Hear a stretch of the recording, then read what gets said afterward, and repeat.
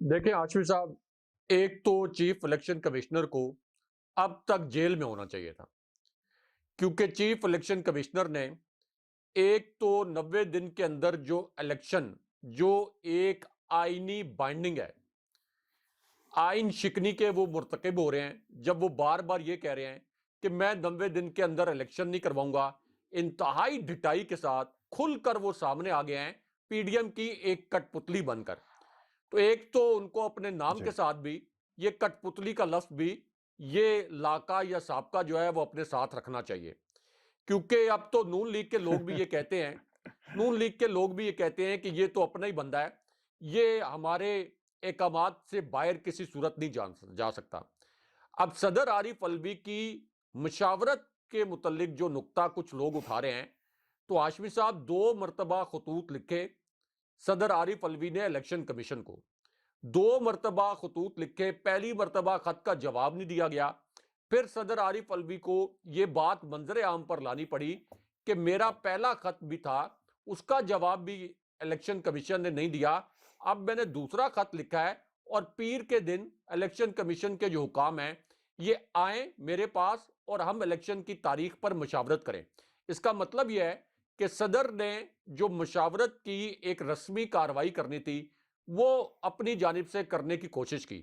उसके बावजूद जब इलेक्शन कमीशन ने यह कहा कि हम किसी सूरत ऐवान सदर नहीं जाएंगे, क्योंकि मरियम नवाज के ऑर्डर के बगैर हम नहीं चल सकते, मरियम नवाज जब तक ऑर्डर नहीं करेंगी हम कोई इकदाम नहीं करेंगे। उसके बाद फिर सदर ने अपना आईनी अख्तियार इस्तेमाल किया और सदर के पास, आप देख लें कि पाकिस्तान के नामवर जो कानूनी मारीन हैं उनके मुताबिक ये अख्तियार हासिल है उनको कि वो अपने आईनी अख्तियारात के तहत जब गवर्नर और इलेक्शन कमीशन सूबाई असम्बलियों के इलेक्शन का ऐलान ना करें तो फिर सदर अपना आईनी इस्तेकाक इस्तेमाल करते हुए ये तारीख का ऐलान कर सकते हैं। दूसरा हाशमी साहब, जराए से इन्होंने खबर लॉन्च करवाई जो द न्यूज में, जंग में, इन दोनों अखबारात में शाया भी हुई इलेक्शन कमीशन ने, कि हम सुप्रीम कोर्ट के अहकामात नहीं मानेंगे। सीसीपीओ लाहौर का जो तबादला रोका सुप्रीम कोर्ट ने, तो अब इन्होंने जराए से ये खबर लॉन्च करवाई कि हम अगर सुप्रीम कोर्ट ने ये तबादला रोके रखा और सुप्रीम कोर्ट ने कहा कि नहीं सीसीपीओ लाहौर यही होंगे, तो फिर हम लाहौर में जो जिमनी इलेक्शन करवाना था वो भी नहीं करवाएंगे और सूबाई असम्बलियों के इंतखाबात हुँ, भी पंजाब में नहीं कराएंगे।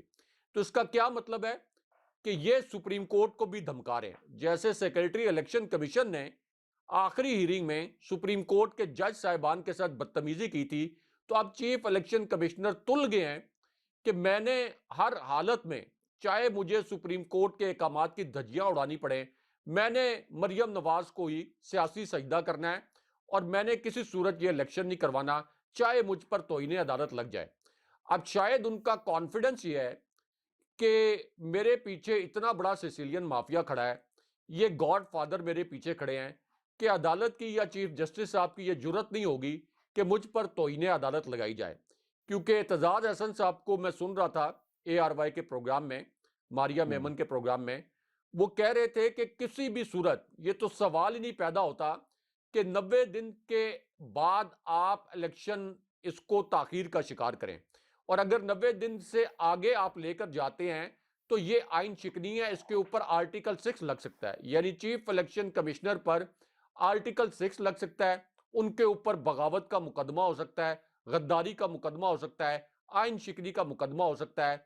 तो इस वजह से जिस तरीके से जराए से सुप्रीम कोर्ट के जज साहिबान के खिलाफ वो खबरें लगवा रहे हैं, अब तक तो ना सिर्फ ये कि उनकी बरतरफी होनी चाहिए थी, उन पर तौहीन अदालत भी लगनी चाहिए थी, और तौहीन अदालत का एक नतीजा ये भी होता है कि आपको जेल यात्रा भी करनी पड़ती है, तो अब तक तो जेल यात्रा भी हो जानी चाहिए थी। दूसरा हाशमी साहब, ये जो सदर आरिफ अलवी पर हमले कर रहे हैं कि अपनी सियासी औकात में रहें, अपनी आईनी औकात में रहें, ये ख्वाजा आसिफ, राना सनाउल्लाह, तो ये पहले अपनी सियासी औकात तो देख लें। ये ख्वाजा आसिफ के मुतल्लिक इमरान हुँ, खान साहब ने जो रंगबाज का लफ्ज इस्तेमाल किया था, ये बिल्कुल ठीक किया था। ये वो ख्वाजा आसिफ हैं हुँ, जिन्होंने पाक फौज के खिलाफ कितनी मरतबा इतने जहरीले किस्म के बयानात दिए। उनमें से एक बयान तो ये भी था कि पाक फौज 48 की जंग हार गई, 65 की जंग हार गई, 71 की जंग हार गई, 84 की जंग हार गई, कारगिल की जंग हार गई, उसके बावजूद डटाई के साथ हमसे फौजी बजट मांगते हैं और हमारी हड्डियां चबाकर खा गए हैं। ये कौमी असेंबली के फ्लोर पर ख्वाजा आसिफ ने, जिनको इमरान खान साहब रंगबाज कहते हैं, ये बयान दिया था। आज भी अगर आप जाके यूट्यूब पर देखें तो उनका ये बयान वायरल है। ये किस किस्म की जबान अब सदर आरिफ अलवी, जो अफवाज के सुप्रीम कमांडर हैं, उनके मुतल्लिक इस्तेमाल कर रहे हैं। उसके बाद आप ये देखें कि ये राना सनाउल्लाह, जिनके ऊपर सानिया मॉडल टाउन का कत्लों का इल्जाम है, कत्ले आम का इल्जाम है, और चौधरी शेर अली, आबिद शेर अली के वालिद, वो कहते हैं 12 कत्ल किए हैं राना सनाउल्लाह ने, जिनको फौज के जैली हम्म। इदारे एएनएफ ने मंशियात की स्मगलिंग के इल्जाम में गिरफ्तार किया था। वो इस तरह के अल्फाज इस्तेमाल कर रहे हैं पाकिस्तान के सबसे बड़े आईनी ओहदेदार के मुतल्लिक, वो आईनी ओहदेदार जो वफाक की अलामत होता है। यानी सदर आरिफ अलवी ने तो अपना आईनी अख्तियार इस्तेमाल किया है। आप क्यों भाग रहे हैं इलेक्शन से? क्या आपको नहीं पता कि आइन ये कहता है कि 90 दिन के अंदर इलेक्शन करवाना होता है? अगर तो सदर आरिफ अलवी ये कह रहे हो कि नहीं, 90 दिन के अंदर नहीं, आप 30 दिन के अंदर इलेक्शन करवाएं, उन्होंने कोई 15 दिन के अंदर इलेक्शन की तारीख अनाउंस कर दी हो, तो फिर तो आप कहें कि सदर ने अपने अख्तियारात से तजावुज किया है, हम सुप्रीम कोर्ट जाएंगे, इसको चैलेंज करेंगे। अभी भी आप अगर ये समझते हैं कि सदर का ये इकदाम गलत है, तो आप सुप्रीम कोर्ट चले जाएं। लेकिन ये इस किस्म के तज़ीक आमेज जो लफ्ज हैं, ये इस्तेमाल करना असल में हाशमी साहब इस बात की निशानदेही कर रहा है कि इनकी चीखें निकल रही हैं। लाहौर से लेकर लंदन तक इनकी चीखें सुनाई दे रही हैं।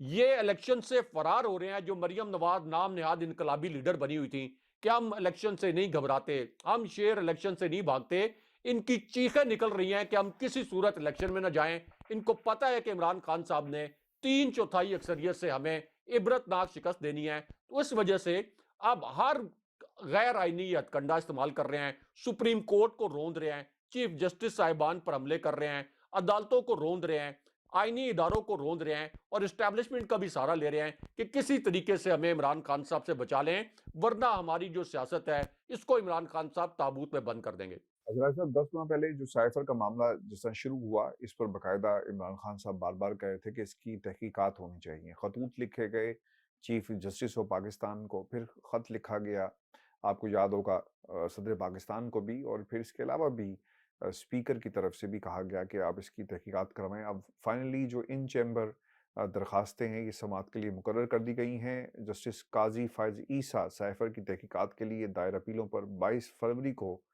इन चैम्बर समाअत करेंगे। और राय साहब, इससे पहले जस्टिस सरदार तारिक मसूद जो थे, उन्हें ये मार्क हुई थी और उन्होंने माजरत कर ली थी कि वो समाअत नहीं कर सकती। फिर चीफ जस्टिस ऑफ पाकिस्तान को वापस भिजवा दी गई, जिसके बाद अब ये दोबारा। और ये जो एडवोकेट हैं जुल्फ़कार भुट्टा साहब, और उनकी तरफ से तहकीकात के लिए दरखास्तें जो हैं वो दायर की गई हैं। इस पे एतराज़ात भी लगे थे, लेकिन अब ये दोबारा जस्टिस काजी फायज ईसा साहब जो हैं ये दरखास्तों को सुनने जा रहे हैं। और यकीनन ये बहुत ही अहम पॉइंट है ऐसे मौके पर जब पूरी की पूरी जो खान साहब का जो नैरेटिव था वो साइफर के हवाले से जी। था। अब सुप्रीम कोर्ट ऑफ पाकिस्तान जो है इसकी बाकायदा समाअत करेगा और तहकीकात के हवाले से बाकायदा कोई ऑर्डर जो है वो जारी कर सकता है।